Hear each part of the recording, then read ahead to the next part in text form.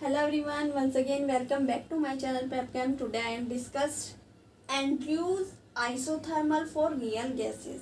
Andrews experiment the various gases like CO2 led to discover to critical temperature. एक scientist थे Andrews, उन्होंने CO2 के ऊपर experiment किया और उन्होंने क्रिटिकल टेम्परेचर यानी कि TC की डिस्कवरी की।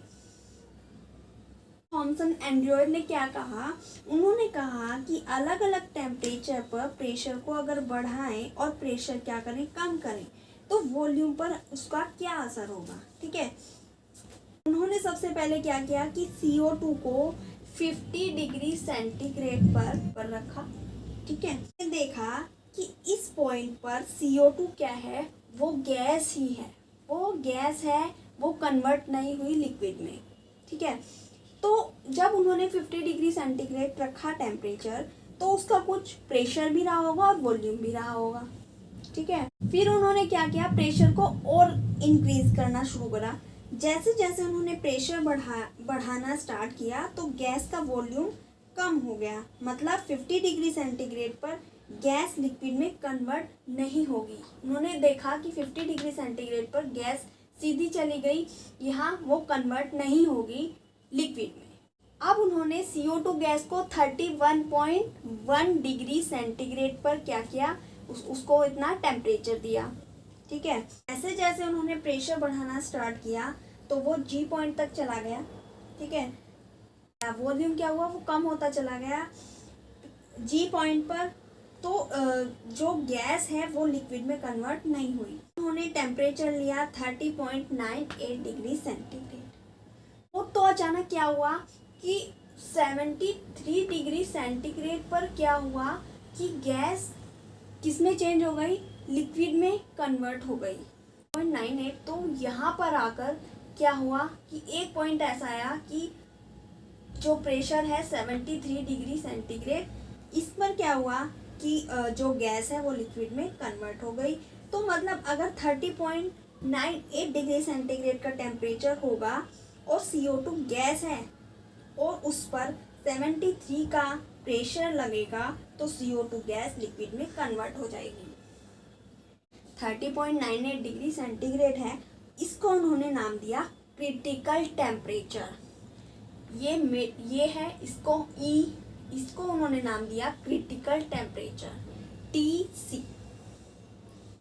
73 ATM पर गैस क्या हुई, वो लिक्विफाइड हुई, तो उसको बोला गया क्रिटिकल प्रेशर।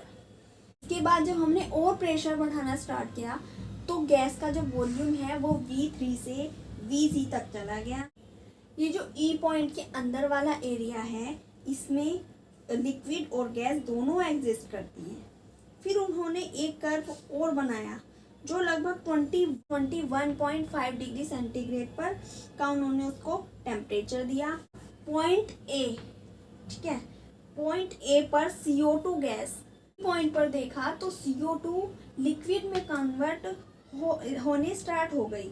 फिर अगर हम प्रेशर और बढ़ाएं तो B से C पॉइंट तक प्रेशर में कोई चेंज नहीं आया।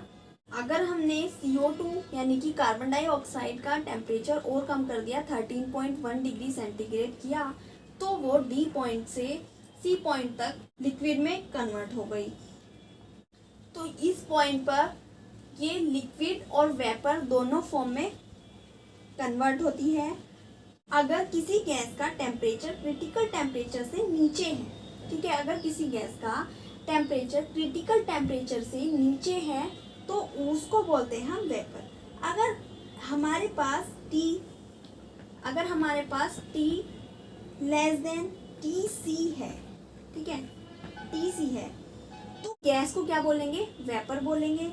और अगर हमारा T ग्रेटर देन TC है तो बोलेंगे गैस। यहाँ A पॉइंट से ये लिक्विड में कन्वर्ट हो गई, A पॉइंट से यहाँ पर लिक्विड में कन्वर्ट हो गई। एक पॉइंट ऐसा आया सारी गैस लिक्विड में कन्वर्ट हो गई। ठीक है, कहाँ तक, B पॉइंट तक। उसके बाद प्रेशर बढ़ाने पर भी वॉल्यूम चेंज नहीं होगा। ठीक है, हमने टेम्परेचर और बढ़ाया, यहाँ पर ये 1 सेकंड के लिए बस लिक्विड में कन्वर्ट हुई। इस टेम्परेचर पर गैस लिक्विड में कन्वर्ट नहीं हो। ये जो हॉरिजॉन्टल लाइंस हैं, ये लाइंस डिनोट करती हैं लिक्विड का वेपर के साथ और लिक्विड का गैस के साथ इक्विलिब्रियम। गैस कितनी ले रहे हैं हम? 1 मोल ऑफ द गैस ले रहे हैं। इसमें CO2 यानी कार्बन डाइऑक्साइड, यहाँ पर क्या रही? वो CO2 ही रही गैस। तो इस तरह से हम NQ आइसोथर्मल कर्व को देखते हैं।